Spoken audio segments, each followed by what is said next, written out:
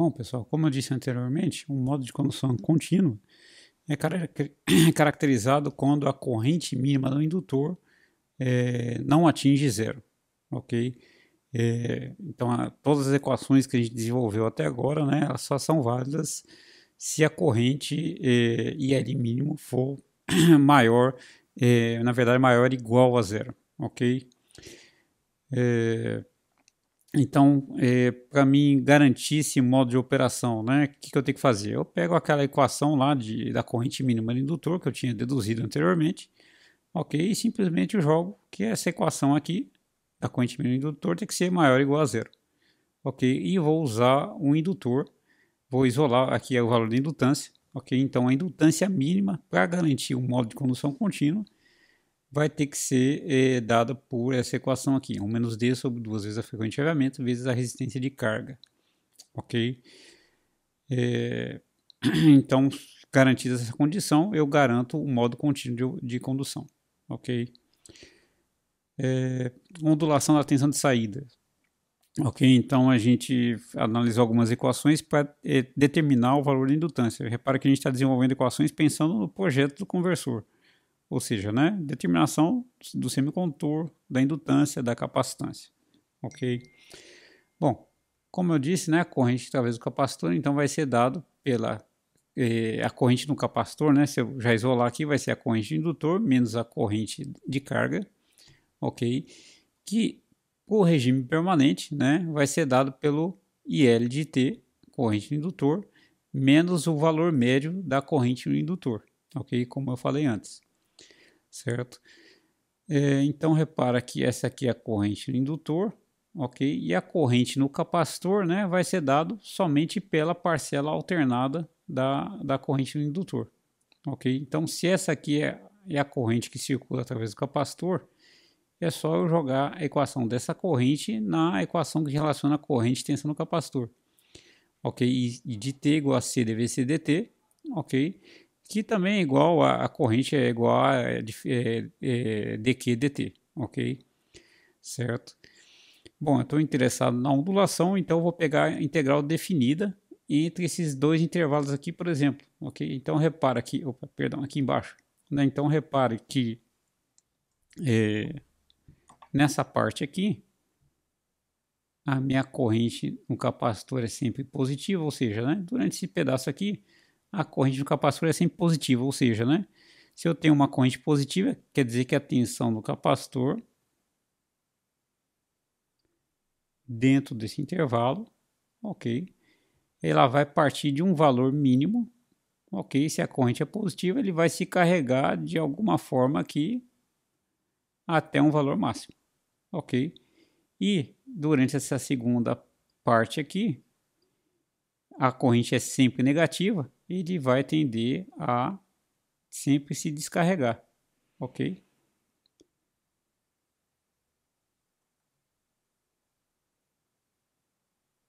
Certo? E admitindo o regime permanente,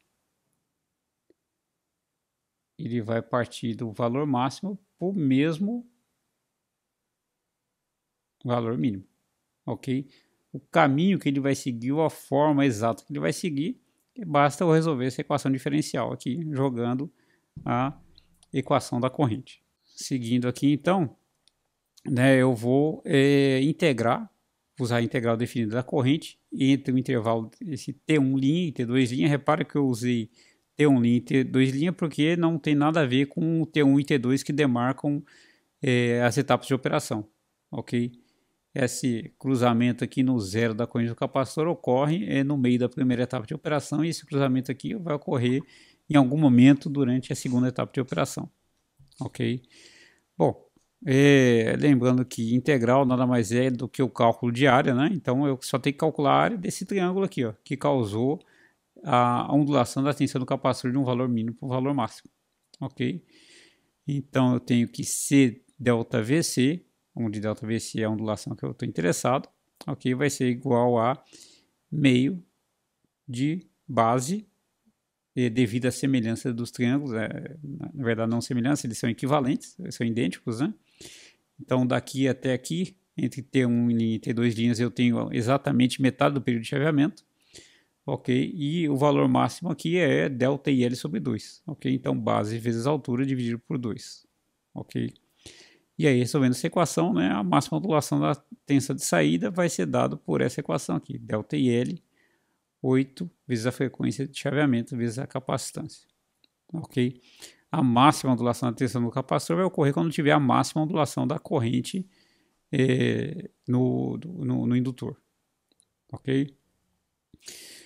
Bom, então vamos reparar que essas ondulações, né, tanto da tensão do capacitor quanto da corrente do indutor, elas podem ser minimizadas, né? Vamos considerar que a tensão de entrada aqui é constante ou pelo menos está presa dentro de uma faixa, certo? É uma variável, é uma especificação dada, ok? A frequência de chaveamento eu vou definir, certo? E o valor da indutância eu também vou definir, eu vou utilizar no meu cálculo. Ok? Então, se eu quiser reduzir a ondulação de corrente no indutor, eu posso ou aumentar a frequência de chaveamento ou aumentar a indutância, certo? A mesma coisa para a ondulação da tensão no capacitor. Ou aumenta a frequência ou aumenta a capacitância. Bom, só que a ondulação de tensão de saída usualmente é um requisito de projeto, certo? A carga, eu vou projetar o conversor para acionar uma carga, e essa carga, digamos, ela funciona bem considerando uma certa ondulação de corrente. Ok, um processador aí vai funcionar bem se eu tiver uma ondulação de tensão pequena nele. Ok, ondulações maiores, o que acontece? O processador pode começar a não funcionar adequadamente. Comecei a ter falhas no funcionamento. Ok, então isso aqui é sempre um pré-requisito da carga que eu vou acionar. Ok, e a corrente do indutor, normalmente a gente vai limitar essa corrente do indutor pela elevação de temperatura no indutor. Vocês vão ver isso com um pouco mais de detalhe quando forem estudar no laboratório, né, o projeto de indutores. Ok, mas considera que essa ondulação de corrente também, digamos, é uma variável de certa forma dada. Ok? Então, e outra coisa, né, o tamanho físico, né, ou o volume físico desses componentes, né, tanto do indutor quanto do capacitor, eles estão diretamente relacionados com a energia que eles armazenam. Ou seja, o indutor é meio de L I ao quadrado, ok? E no capacitor, meio de CV ao quadrado. Vou isolar então aqui o valor da minha indutância, o valor da minha capacitância e vou substituir na equação da energia. E eu chego aqui nessas duas equações aqui, da energia armazenada no indutor de filtro e da energia armazenada no capacitor de filtro para um conversor Buck. Ok? E repara que, bom, se eu estou falando que o volume, digamos, está diretamente relacionado com a energia, né? Repara que se a tensão de entrada é dada, a corrente aqui também é dada, vai depender da carga. A ondulação máxima, digamos, é dada, certo? A única variável que eu posso mexer é a frequência de chaveamento, ok? E se aumentar a frequência de chaveamento, eu vou diminuir o volume. Vou diminuir a energia e, por consequência, vou diminuir o volume tanto do indutor quanto do capacitor. Ok? Então, ou seja, o aumento da frequência de chaveamento tende a reduzir o volume dos elementos reativos. Qual que é a importância disso? Bom, a gente, usualmente, quando a gente quer construir, projetar uma fonte chaveada, uma fonte de alimentação, a gente deseja que ela seja o menor possível. A gente quer que aquela fonte externa, por exemplo, do nosso laptop, seja bem pequenininha para ficar leve e pequena, prática para a gente usar e carregar por aí, certo? Da mesma forma, dentro de um computador, eu quero que a fonte de alimentação que tenha lá dentro do computador seja bem pequena para que meu computador, meu laptop, seja pequeno e leve, ok? Certo? Só que, por outro lado, né, esse aumento da frequência de chaveamento vai, na verdade, aumentar a perda por computação. Ok, durante o turn-on, turn-off, né, os semicondutores não têm características ideais, então eles vão apresentar perdas, né, e quanto maior a frequência de chaveamento, maior as perdas, ok, e essas perdas maiores vão reduzir o rendimento, então eu vou ter que dissipar essas perdas, eu vou ter que gastar mais volume com dissipador de alumínio ou com ventilação forçada. Ok, essa é a dicotomia básica aí do projeto aqui de fontes chaveadas. Então, um exemplo é o mesmo exercício anterior, ok? Mas agora para calcular a máxima ondulação da tensão, ok? Bom, então a gente já chegou que a equação da ondulação de tensão no capacitor vai ser dada por ΔL sobre 8 vezes F vezes C, ok? Certo? E esse ΔVC máximo, ok, vai ocorrer quando tiver o máximo de ondulação de corrente. Como é o que eu estou pedindo, a máxima ondulação, eu posso usar essa equação, ok? Máxima ondulação de corrente a gente já calculou, 1,7 ampere, dividido por 8, 20 kHz, 100 microhenry, os dados do exercício, eu chego em 106 milivolts, ok? Vamos então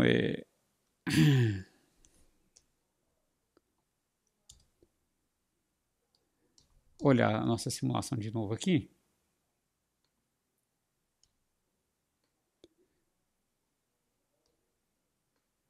Certo? E a gente tinha chegado à conclusão que a máxima ondulação da corrente iria ocorrer para... Deixa eu só voltar aqui. Para a razão cíclica mínima 0,435, ok? Que é o que já está aqui, certo? Então, só vou... A simulação já está até rodada, eu vou colocar aqui, a tensão de saída está aqui. Vou dar um zoom aqui no regime permanente. Okay, deixa eu aumentar um pouquinho aqui. Certo? E vou pegar diferença entre o valor máximo e o valor mínimo. Ok? E a gente vê aqui, né? 106, exatamente o que a gente queria, né? 106,15 aqui, né? Milivolts, é ondulação de tensão no capacitor. Ok? E vou aproveitar e pegar de corrente aqui que eu não tinha mostrado antes. Ondulação máxima de corrente também está ocorrendo aqui, certo? 1,67, 1,675, né? Arredondando aí, 1,7 que a gente tinha calculado. Ok? Então repare que as equações têm que funcionar bem. Ok? Elas são equações relativamente são bem precisas, porque na verdade as considerações que a gente faz são usuais, ok? Baixa ondulação na tensão de saída, ok? Que proporciona aquele comportamento linear da corrente, basicamente é isso. Então, um exemplo que esse aqui eu não vou resolver para vocês, vou deixar para vocês tentarem resolver, né? Lembrando que a aula remota aí para funcionar de forma adequada, né? É interessante que vocês tentem resolver as coisas para não deixar para resolver isso só na hora da prova, porque na hora de resolver sozinho a questão é que vai aparecer a dúvida, né? Então, um exemplo mais ou menos similar, né? Então, conversor buck com 50 volts de entrada e 25 volts de saída, frequência de 10 kHz, potência de 125 watts, determina a razão cíclica, o valor da indutância para limitar o valor máximo da corrente em 6,25 e o valor da capacitância para limitar a ondulação da tensão de saída em 0,5% da tensão nominal de saída, ok?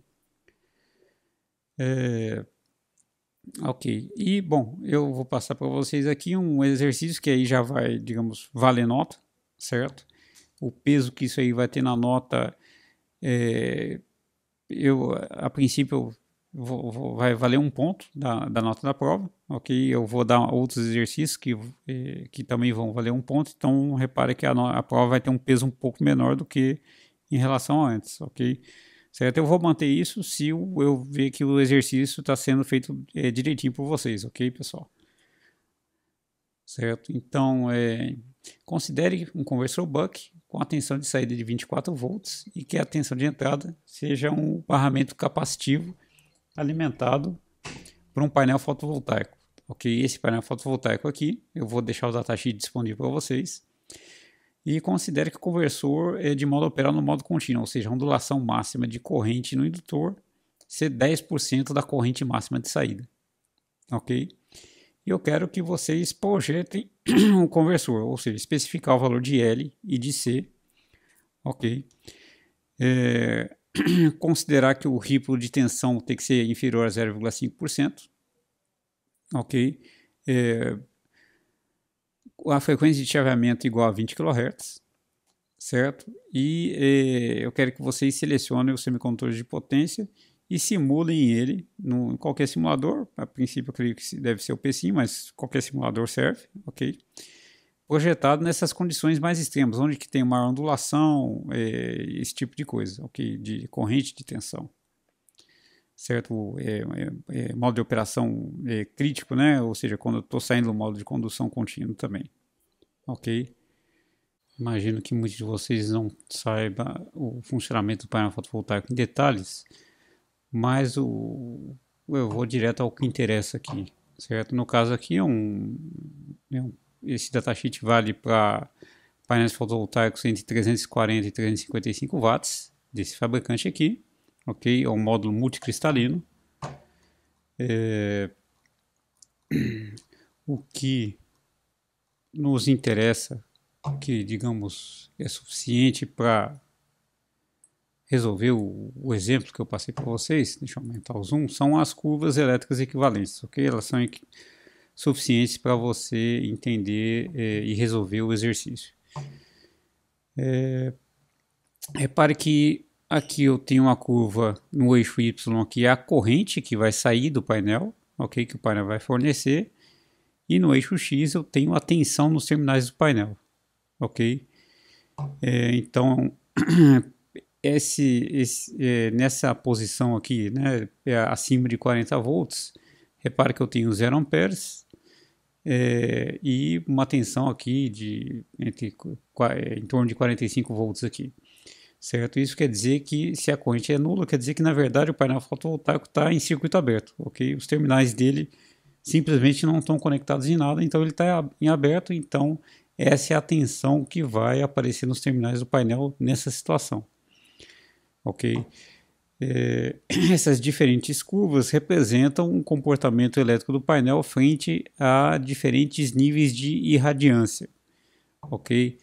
Ou seja, né, quando o Sol está mais, digamos, forte, ou a inclinação do Sol, na verdade, é o mais importante. Quando o Sol, digamos, está a pino, 90 graus com o painel fotovoltaico, a tendência é que eu tenha a máxima irradiância, se o tempo estiver bem limpo, né? De 1000 watts por metro quadrado do painel, ok? E à medida que o dia vai iniciando, ou o Sol vai se pondo, ok? Esse nível de irradiância vai diminuindo, ok? 200, 400, 600, né? E são valores contínuos, obviamente. Bom, então, então esse ponto aqui representa o comportamento do painel na situação de circuito aberto, ok? Ou impedância infinita entre os terminais do painel, certo? Eu não conectei carga nenhuma, ok? Frente a diferentes níveis de irradiância, ok? E se eu pegar esse ponto de zero de tensão, o que eu estou fazendo? Eu estou curto-circuitando o painel fotovoltaico. No caso de eu simplesmente curto-circuitar ou aplicar uma impedância e utilizar uma impedância zero nos terminais do painel, certo? Ele vai fornecer esses valores de correntes aqui dependendo do nível de irradiância, ok? E eu tenho a situação de curto-circuito e situação de circuito aberto, ok? Repara que, bom, se a tensão é alta, mas a corrente é zero, quer dizer que a potência fornecida pelo painel é nula. Nesse outro caso aqui, se a corrente é alta, mas a tensão é nula, então quer dizer que a potência também é nula, ok? E esse gráfico abaixo dá exatamente a potência fornecida pelo painel, considerando diferentes níveis de irradiância, ok? Para diferentes situações de impedância conectada nos terminais do painel. Então repara que curto-circuito, zero de potência, e circuito aberto, zero de potência também, ok? Obviamente o maior interesse é extrair a maior potência possível do painel, ok?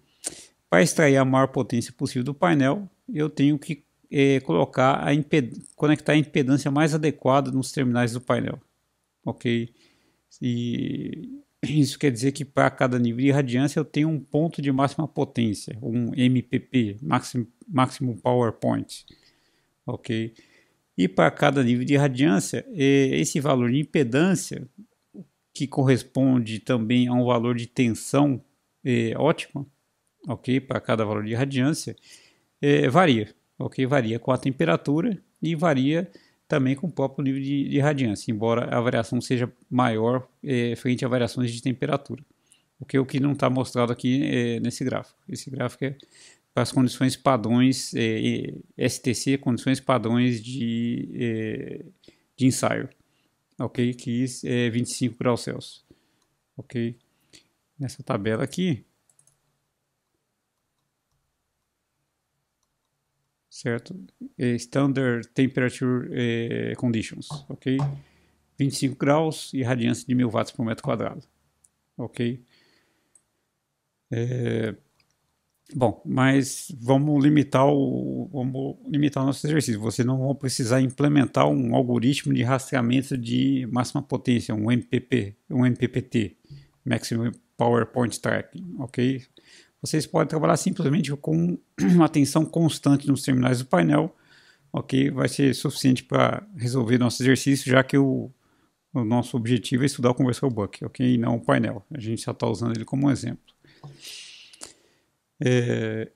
Então repara que a tensão vai ótima, digamos assim, ou aproximadamente ótima para todos os níveis de radiância vai ocorrer por aqui mais ou menos.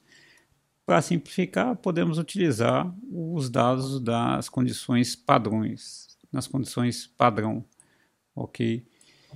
Que no caso aqui, a gente pode usar 46,7 volts, ok? Ou se vocês quiserem usar esse painel de 345 watts, também pode usar, porque aquelas curvas lá são dadas para esse painel aqui específico, ok? E aí vocês utilizariam, perdão, esse aqui é a tensão do circuito aberto, tá? Essa tensão aqui é que nos interessa, certo? Deixa eu marcar aqui.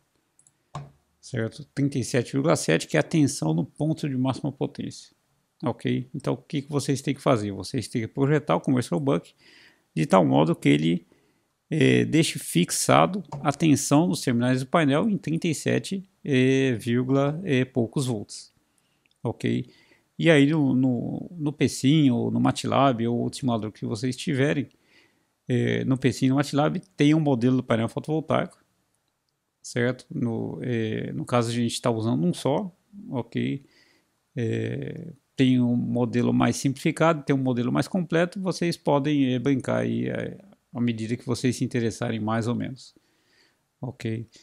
Se por acaso vocês não tiverem utilizando algum simulador que não tem um modelo do painel fotovoltaico, vocês podem utilizar uma fonte de corrente, ok? E aí cada nível de radiância vai ser um valor de corrente dessa fonte de corrente, ok? Simplesmente isso. Certo? E quero que vocês ensaiem, simulem, né, o conversor Buck nessas diferentes condições de radiância, ok? E veja o comportamento do conversor Buck, ok? Lembrando que a gente quer sempre manter ele no modo contínuo de operação, e aí vamos considerar que pelo menos até 200 watts por metro quadrado ele tem que permanecer no modo contínuo. É um procedimento de projeto de um conversor, então, ao calcular o D, ou a faixa de operação na razão cíclica para obter a tensão de saída desejada, selecionar a frequência de chaveamento e o dispositivo semicondutor. Usualmente a gente usa mais de 20 kHz para evitar pelo menos a faixa audível, ok? E atualmente a gente usa mais de 100, 200 ou até 400 kHz para reduzir o tamanho do conversor, ok? Obviamente isso aqui depende da potência também que a gente está falando. Ok, então valores maiores da frequência de chaveamento diminuem os elementos reativos, que são elementos maiores aí do conversor, o indutor e o capacitor, além do dissipador, ok? Mas por outro lado, se aumentar a frequência, vai aumentar as perdas e aumenta o volume dos dissipadores, ok? Nessa faixa de frequência, de até, digamos, 200 kHz, eu consigo usar IGBT, ok? Para frequências superiores, MOSFETs aí vão operar até MHz, ok? Calcular o L mínimo e escolher um indutor aqui que seja da ordem de 10 vezes L mínimo, que na verdade vai dar aquela ondulação aí de 10%, vai dar alguma coisa em torno disso aqui, certo? E aí vai dimensionar os condutores, na verdade o valor eficaz da corrente no indutor, o núcleo magnético, vocês vão aprender mais para frente, não precisam ver isso agora. Ok, o importante é saber que o dimensionamento do magnético depende do valor RMS da corrente, do valor de pico e da própria ondulação de corrente nesse indutor. Ok, por isso que a gente gastou tempo calculando isso. ok? E o capacitor, ele tem que suportar a máxima tensão de saída, inclusive durante os transitórios, suportar a corrente eficaz, ok? Que usualmente é dado no datasheet, ok? E usualmente aí capacitores eletrolíticos são mais utilizados, ok? Porque eles conseguem ter uma densidade de potência, ou seja, eles conseguem suportam um valor de corrente eficaz alto, com uma capacitância alta, num volume relativamente pequeno em relação a outras tecnologias de capacitores. Ok, pessoal? Bom, então é isso. Obrigado, pessoal.